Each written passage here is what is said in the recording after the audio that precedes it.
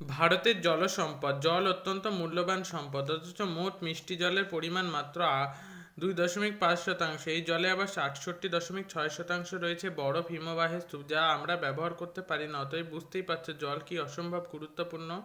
আগামী দিনে জল সংকট পৃথিবীর প্রধান সমস্যা হিসেবে দেখা দেবে। ভারতের প্রধান জলসম্পদ। মৌসুমী বায়ুর প্রভাবে বৃষ্টি ও তুষারপাত ভারতের মিষ্টি জলের প্রধান উৎস। বৃষ্টি ও তুষার গলা জলের বড় অংশ নদী দিয়ে সাগরে যায়। কিছু অংশ পুকুর, দিঘি, নালা, বিলে জমে এবং কিছু অংশ ভূগর্ভে সঞ্চিত হয়। মিনিস্ট্রি অফ ওয়াটার রিসোর্স অনুযায়ী ভারতের মোট জলসম্পদ প্রায় 1870 কিমি, যার মধ্যে 1120 কিমি ব্যবহারযোগ্য জল। ব্যবহারযোগ্য জলের 690 কিমি হলো পৃষ্ঠজল এবং 430 কিমি হলো ভৌমজল। ভারতের নদ নদী। উত্তর ও দক্ষিণ ভারতে আলাদা আলাদা নদী গোষ্ঠীর উৎপত্তি ঘটেছে। উত্তর ভারতের নদ নদী। গঙ্গা। এর গতি স্পষ্ট বলে এই আদর্শ নদীর উদাহরণ কুমায়ুন হিমালয়ের গঙ্গোত্রী হিমবাহের গোমুখ গুহা থেকে উৎপন্ন হয়ে গঙ্গার উৎসস্থলের নাম ভাগীরথী। দেবপ্রয়াগের কাছে এটি অলকানন্দা সাথে মিলিত হয়েছে এবং ভাগীরথী অলকানন্দার মিলিত প্রবাহের নামই গঙ্গা। উৎস থেকে হরিদ্বার পর্যন্ত 280 কিমি হলো উচ্চগতি। মধ্যগতি। হরিদ্বার থেকে বিহারের রাজমহল পাহাড় পর্যন্ত উত্তরপ্রদেশ ও বিহারের মধ্যে দিয়ে প্রবাহিত গতিপথ। মধ্যগতির অন্তর্গত। নিম্নগতি রাজমহল থেকে মোহনা পর্যন্ত হলো নিম্নগতি। মুর্শিদাবাদের ভগবান গোলায় গঙ্গা দুটি শাখায় ভাগ হয়ে যায়। প্রধান শাখা পদ্মা নামে বাংলাদেশে প্রবেশ করেছে এবং অপ্রধান শাখা প্রথমে ভাগীরথী এবং নবদ্বীপের পর হুগলি নামে বঙ্গোপসাগরে পড়েছে। এই অংশে অজয়, দামোদর, ময়ূরাক্ষী হলো ভাগীরথী ও হুগলির উপনদী। সিন্ধু। তিব্বতের মানস সরোবরের নিকট কৈলাস পর্বতে উৎপন্ন সিন্ধুর উৎসস্থলের নাম সিংখাবাব।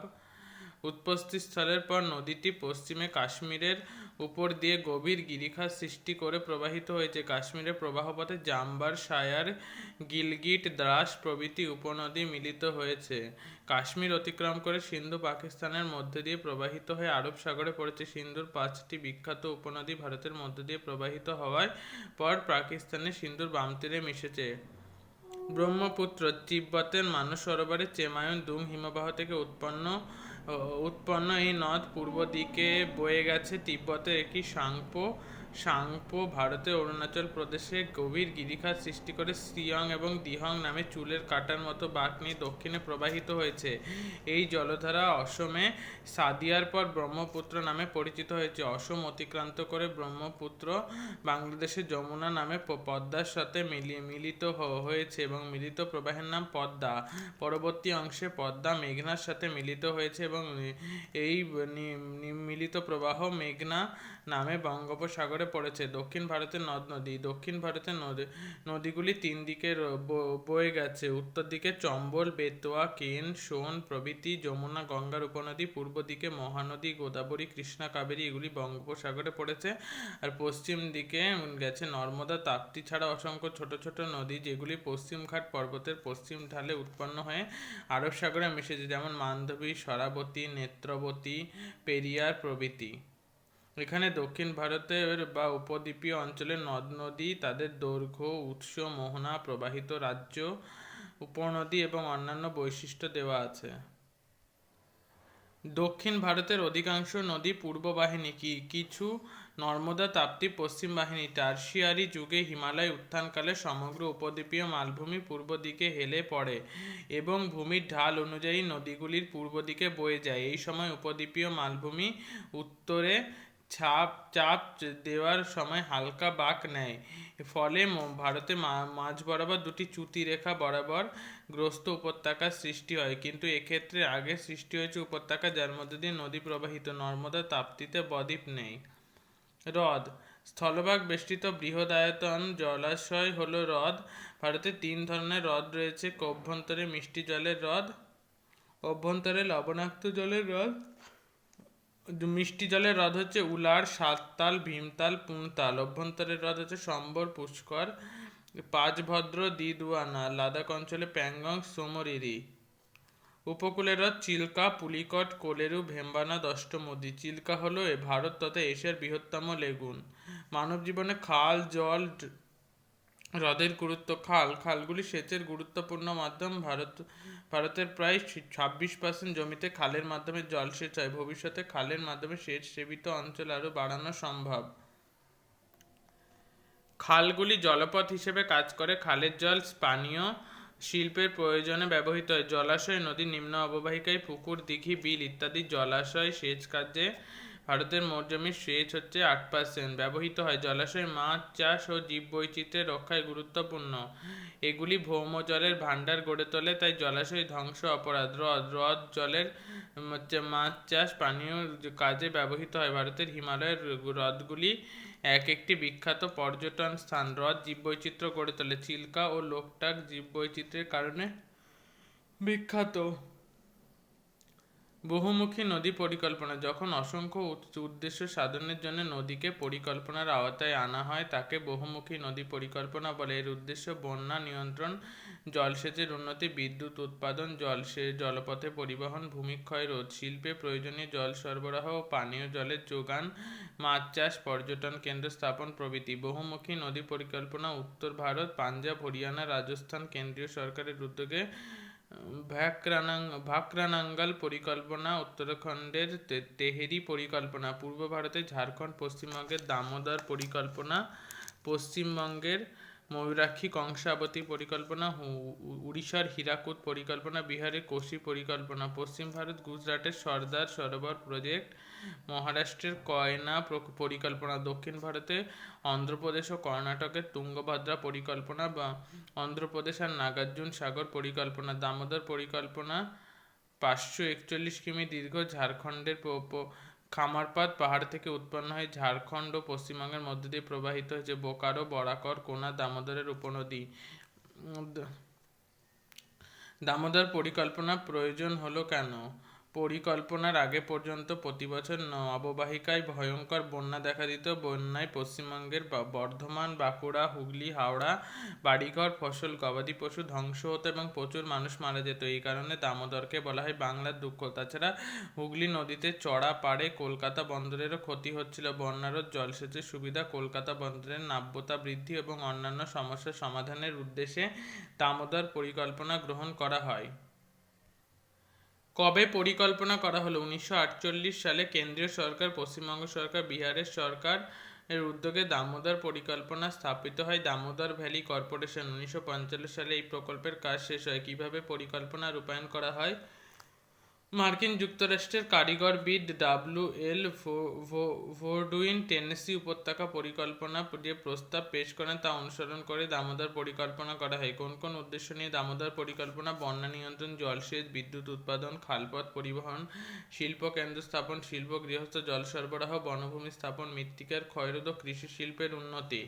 দামোদর পরিকল্পনা সুবিধা বিভিন্ন পয়েন্টের মাধ্যমে এখানে আছে বন্যা রোধ আছে, জলসেচ, বিদ্যুৎ উৎপাদন, তিলাইয়া, মাইথন, পাঞ্চেত প্রভৃতিতে, চন্দ্রপুরা, দুর্গাপুর, মেজিয়া, মাইথনে তাপবিদ্যুৎ কেন্দ্র, পরিবহন, তারপরে আছে পর্যটন কেন্দ্র, মাইথন, পাঞ্চেত, নতুন বনভূমি স্থাপন, মৃত্তিকা ক্ষয়রোধ, মাছ চাষ প্রভৃতি। জলসেচের বিভিন্ন পদ্ধতি। জলের উৎসের উপর ভিত্তি করে বিভিন্ন ধরনের সেচ কাজ করা হয়। সেচ খাল। ভারতে মোট সেচ সেবিত জমি 26%। খালের মাধ্যমে জলসেচের আওতাভুক্ত খাল আবার দুপ্রকার: প্লাবন খাল এবং নিত্যবহ খাল। কূপ ও নলকূপ। কূপ ও নলকূপের মাধ্যমে ভৌমজল তুলে সেচ কাজ করা হয়। নলকূপ গভীর অগভীর উভয় প্রকারের হয়। ভারতের মোট সেচ সেবিত জমির 53% জমিতে এই পদ্ধতিতে জলসেচ করা হয়। জলাশয়। বিভিন্ন অংশে ছড়িয়ে থাকা অসংখ্য দিঘি, পুকুর, বিল, অন্যান্য জলাশয় থেকে জল তুলে সেচ কার্য এক গুরুত্বপূর্ণ মাধ্যম। ভারতের মোট সেচ সেবিত জমির 8% এই পদ্ধতিতে জলসেচ করা হয়। দক্ষিণ ভারতের জলাশয়ের মাধ্যমে জলসেচের প্রাধান্য বেশি। ভৌমজল এবং অতিরিক্ত ব্যবহার ও তার প্রভাব। ভৌমজল গুরুত্বপূর্ণ মিষ্টি জলের উৎস। ক্রমাগত হারে এটি তুলে ফেলার জন্য ভাণ্ডারটি কমেছে ধীরে ধীরে। ভারতের 70% অঞ্চলে ভৌমজল এখন সংকটময় এবং 30% অঞ্চলে এই চরম সংকটে পৌঁছেছে। ভৌমজলের অতিরিক্ত ব্যবহারের ফল জলস্তরের অবনমন। অতিরিক্ত ভৌমজল ব্যবহারে কূপ, নলকূপ অনেক শুকিয়ে যায়। গ্রীষ্মকালে আমাদের রাজ্যের অনেক স্থানে নলকূপে জল পাওয়া যায় না। খরচ বৃদ্ধি। জলস্তর নেমে যাওয়ায় কূপ, নলকূপে আরও গভীর প্রথিত করতে হয় বলে খরচ বাড়ে, পৃষ্ঠজলের পরিমাণ হ্রাস, ভৌমজলের ভাণ্ডার কমছে বলে পৃষ্ঠজলে অনেকটা অংশ চুইয়ে ভিতরে ঢুকছে, এতে পৃষ্ঠজলের পরিমাণ হ্রাস হচ্ছে, ভূমিধস হচ্ছে, মৃত্তিকা লবণতা বৃদ্ধি পাচ্ছে, ভৌমজলের সংকট দেখা দিচ্ছে এবং দূষণ হচ্ছে। জল সংরক্ষণের গুরুত্ব পদ্ধতি। পৃথিবীর জলের সংকট ক্রমশ বেড়ে চলেছে।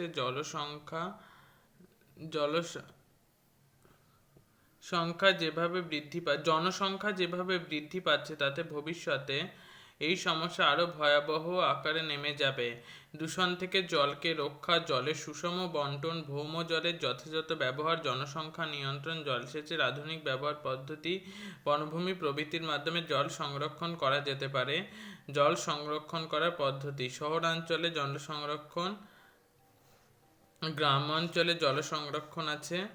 এবার আছে জলবিভাজিকা উন্নয়ন। জলবিভাজিকা অঞ্চল কি? একই নদী তার উপনদী, শাখা নদী মিলিয়ে যতটুকু স্থান অধিকার করে আছে তাকে জলবিভাজিকা অঞ্চল বলে। অর্থাৎ যে ভৌগোলিক অঞ্চলে সব জল একটি মাত্র নদী দিয়ে বেরিয়ে যায় সেই অঞ্চল হলো জলবিভাজিকা অঞ্চল। জলবিভাজিকা অঞ্চলের পরিকল্পনা উদ্দেশ্য। আঞ্চলিক উন্নয়নে অঞ্চলটিকে একটি জলবিভাজিকা ধরে মৃত্তিকা, উদ্ভিদ, জলসম্পদ উন্নয়ন এই তিনটি বিষয়কে গুরুত্ব দেওয়া হয়। এর মধ্যে জলসম্পদ উন্নয়নের গুরুত্ব সবচেয়ে বেশি। পৃষ্ঠজল, ভৌমজল উভয় প্রকার জল সংরক্ষণে যেমন চিরাচরিত প্রাচীর প্রথা অবলম্বন করা হয়, তেমনি উন্নত প্রযুক্তির মাধ্যমে জল সংরক্ষণের করা হয়। বৃষ্টির জল সংরক্ষণে তামিলনাড়ুর অগ্রণী ভূমিকা। বৃষ্টির জল সংরক্ষণে তামিলনাড়ু ভারতের সর্বাধিক অগ্রগণ্য সফল রাজ্য। বৃষ্টির জল সংরক্ষণে এই রাজ্য প্রতিটি শহর ও গ্রামে বিশেষ ব্যবস্থা গ্রহণ করেছে। দুটি উদ্দেশ্য নিয়ে বৃষ্টির জল সংরক্ষণ করা হয়। বর্ষায় নদী, নালা, পুকুর, জলাশয় পৃষ্ঠজলের পরিমাণ বাড়িয়ে অন্য ঋতুর জল সংরক্ষণ করা হয় এবং ভৌমজলের ভাণ্ডার বৃদ্ধি করা হয়। বৃষ্টির জল সংরক্ষণে তামিলনাড়ুর কর্মসূচি নিয়েছে বিভিন্ন প্রকার। বৃষ্টির জল সংরক্ষণের পদ্ধতি। গ্রামাঞ্চলে বৃষ্টির জল সংরক্ষণের জন্য অসংখ্য পুকুর, জলাশয় খনন করা, ছোট ছোট জলাধার, খোয়াই বাদ দিয়ে বৃষ্টির জল ধরে রাখা নদীগুলিকে পরিকল্পনায় আওতাভুক্ত করা হয়। শহরাঞ্চলে বৃষ্টির জল সংরক্ষণের জন্য ছাদের জল ধরে রেখে ভূগর্ভে পাঠানোর জল প্রতিটি বিল্ডিংয়ে ব্যবস্থা রাখা হয়। বিভিন্ন জায়গায় কূপ খনন করা হয়। শহরের অন্যান্য জল ধরে রাখার ব্যবস্থা করা হয়। ফলাফল এবং সাফল্য। বৃষ্টির জল সংরক্ষণে এই রাজ্যে সারা বছর জলের যোগান অব্যাহত থাকে। ভৌমজলের ভাণ্ডার সারা রাজ্য জুড়ে অনেকটা বাড়ে। শুধু চেন্নাই শহরে বৃদ্ধি পায় 50%। বন্যার প্রকোপ হ্রাস পায়। শহরাঞ্চলে বর্ষায় জমা জলের পরিমাণ কমে। পানীয় সেচের জলের সমস্যা মেটে। কৃষির সার্বিক বিকাশ ঘটে। ভারতের জলবায়ু বৈচিত্র্য। মৌসুমী বায়ু দেশ হওয়া সত্ত্বেও সুবিশাল দেশ হওয়ায় বিভিন্ন অংশে জলবায়ুর বৈচিত্র্য লক্ষ্য করা যায়। উষ্ণতার বৈচিত্র্য দেখা যায়। মৌসুমী বায়ুর স্থায়িত্ব, বৃষ্টিপাতের বন্টনে বৈচিত্র্য দেখা যায়। বার্ষিক বৃষ্টিপাতে বৈচিত্র্য দেখা যায়। ঋতু প্রকৃতির বৈচিত্র্য দেখা যায়। বায়ু চাপ ও বায়ু প্রবাহের বৈচিত্র্য দেখা যায়। দক্ষিণ ও উত্তর ভারতে জলবায়ুর বৈষম্য দেখা যায়। এবার ভারতের জলবায়ু নিয়ন্ত্রক। বিভিন্ন নিয়ন্ত্রকের কারণে ভারতের জলবায়ুর হয়েছে বৈচিত্র্যপূর্ণ অবস্থান, অক্ষাংশগত বিস্তৃতি। তারপরে এখানে আছে কর্কট ক্রান্তির দক্ষিণ অংশ উষ্ণমণ্ডল এবং উত্তরাংশ নাতিশীতোষ্ণ মণ্ডলের অন্তর্গত। হিমালয় পর্বতের বিস্তৃতি। তারপরে ভূপ্রকৃতি আছে, সমুদ্র সান্নিধ্য আছে, মৌসুমী বায়ুর প্রভাব আছে, জেট বায়ু এবং মৌসুমী বায়ুর আগমন আছে। গ্রীষ্মকালে অধিক উষ্ণতায় তিব্বত মালভূমিতে শক্তিশালী নিম্নচাপ কেন্দ্রের সৃষ্টি হয়, যার প্রভাবে উপক্রান্তীয় পশ্চিমী জেট উত্তরে সরে যায় এবং ভারতের মাঝ বরাবর ক্রান্তীয় পূবালি জেট প্রবেশ করে, যা ভারতে নিম্নচাপ সৃষ্টি করে।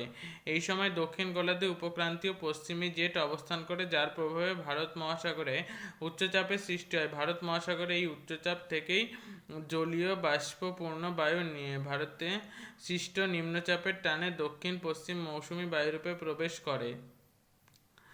উপক্রান্তীয় পশ্চিমী জেট বায়ু অর্থাৎ উত্তরে সরে সে বছর মৌসুমী বিস্ফোরণ প্রবল হয়। মৌসুমী বায়ুর প্রত্যাবর্তন এবং জেট বায়ু, ক্রান্তীয় ঘূর্ণাবর্ত এবং পশ্চিমী ঝঞ্ঝা কাকে বলে দেওয়া আছে। এল নিনো এবং লা নিনো সম্পর্কে বলা আছে। মৌসুমী বায়ুর আগমন কার্যকারিতা এল নিনো লা নিনোর ওপর নির্ভরশীল।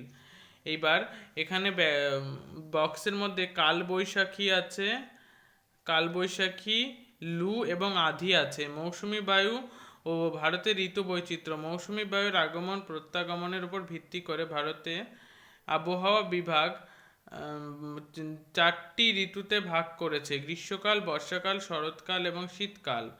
গ্রীষ্মকাল হচ্ছে প্রাক মৌসুমি মার্চের মধ্যভাগ থেকে জুনের মধ্যভাগ পর্যন্ত চলে। এই সময় কালবৈশাখী ঝড় দেখতে পাওয়া যায়। রাজস্থানের ধূলিঝড় আধি এবং গরম বায়ু লু নামে পরিচিত হয় এবং কর্ণাটকে তাম্র বৃষ্টি কফি চাষে সুবিধা হয় বলে এটিকে চেরি ব্লসমস বলে। বর্ষাকাল বা মৌসুমী বায়ুর আগমনকাল জুনের মধ্যভাগ থেকে সেপ্টেম্বর। এক নজরে মেঘালয়, মৌসিনরাম ভারতের সর্বাধিক বৃষ্টিবহুল অঞ্চল। তামিলনাড়ু করমণ্ডল উপকূল বছরে দুবার বর্ষাকাল হয়। পশ্চিমঘাট পর্বতে পশ্চিমের ঢাল ও উত্তর পূর্ব ভারতের রাজ্যসমূহ সর্বাধিক বৃষ্টিবহুল অঞ্চল। থর মরুভূমি ও লাদাখ ভারতের শুষ্কতম অঞ্চল। রাজস্থানের থর মরুভূমি উষ্ণতম এবং জম্মু কাশ্মীরের দ্রাস শীতলতম। পশ্চিমঘাট পর্বতের পূর্ব ঢাল ও মেঘালয়, শিলং বৃষ্টিছায়া অঞ্চল। আসাম অববাহিকা ভারতের সর্বাধিক বন্যাপ্রবণ অঞ্চল এবং নিউ দিল্লি ভারতের আবহাওয়া অফিসের সদর দপ্তর বা মৌসুম ভবন। বায়ুচাপ এবং বায়ু প্রবাহ এখানে দেওয়া আছে মৌসুমী বায়ুর আগমন, বৃষ্টিপাত। ভারতে মৌসুমী বায়ু প্রতি বছর গড়ে 5 জুন তারিখে মালাবার উপকূলে পৌঁছায়। 15 জুলাই তারিখের মধ্যে এই বায়ু সারা ভারতে ছেয়ে ফেলে। মৌসুমী বায়ু ভারতে দুটি শাখায় প্রবেশ করে: আরব সাগরীয় শাখা এবং বঙ্গোপসাগরীয় শাখা। মৌসুমী বিস্ফোরণ আগেই বলেছি। শরৎকাল বা মৌসুমী বায়ুর প্রত্যাবর্তনকাল অক্টোবর এবং নভেম্বর মাস। শীতকাল ডিসেম্বর মার্চের মধ্যভাগ। এখানে দেওয়া আছে আশ্বিনের ঝড় এবং তামিলনাড়ু উপকূলে বছরে কেন দুবার বর্ষাকাল হয় এবং পশ্চিমী ঝঞ্ঝা। এবং মৌসুমী বায়ুর বৃষ্টিপাতের প্রভাব। মৌসুমী বৃষ্টিপাতের প্রভাব মৃত্তিকার উপর প্রভাব পড়ে। তারপরে স্বাভাবিক উদ্ভিদের ওপর প্রভাব পড়ে, এখানে দেওয়া আছে। কৃষিকাজের ওপর নানা ধরনের প্রভাব পড়ে। খরা বা বন্যা দেখা যায়। মৌসুমী বায়ুর খামখেয়ালিপনার কারণে ভারতে খরা বন্যা নিত্য সঙ্গী। বন্যার কারণ এখানে কি বলেছে? মৌসুমী বায়ুর প্রভাবে স্বল্প সময়ে অধিক বৃষ্টি হলে, মৌসুমী বায়ু কোনো অঞ্চলে দীর্ঘস্থায়ী হলে, ক্রমাগত বর্ষণে, ঘূর্ণাবর্তের প্রভাবে বর্ষা বা শরৎকালে প্রবল বর্ষণ হলে, বজ্রগর্ভ মেঘ সঞ্চারের মাধ্যমে অতি অল্প সময়ে প্রবল বর্ষণ হলে। বন্যাপ্রবণ অঞ্চল। ভারতে প্রায় 12% অঞ্চল বন্যাপ্রবণ। প্রধানত বন্যাপ্রবণ অঞ্চলগুলি আসামের ব্রহ্মপুত্র অববাহিকা, উচ্চ গঙ্গা সমভূমি, যমুনা, চম্বল, ঘরঘরা নদী উপত্যকা, নিম্ন গঙ্গা সমভূমি, দামোদর উপত্যকা। খরার কারণ সাধারণভাবে দীর্ঘকাল ধরে কোনো অঞ্চলে অনাবৃষ্টি থাকলে খরা হয়। স্বাভাবিকের তুলনায় 25% কম বৃষ্টি হলে আংশিক খরা এবং 75% কম বৃষ্টি হলে চরম খরা দেখা দেয়। স্বাভাবিক এর তুলনায় বৃষ্টিপাত কম হলে, মৌসুমী বায়ু দেরিতে প্রবেশ করলে, বর্ষাকালে কয়েকদিন একটানা বৃষ্টিহীন থাকলে খরা দেখা দেয়। খরা প্রবণ অঞ্চল। ভারতে প্রায় 1/3 অঞ্চলই হলো খরা কবলিত, যার মধ্যে 16% অঞ্চল চরম খরাপ্রবণ।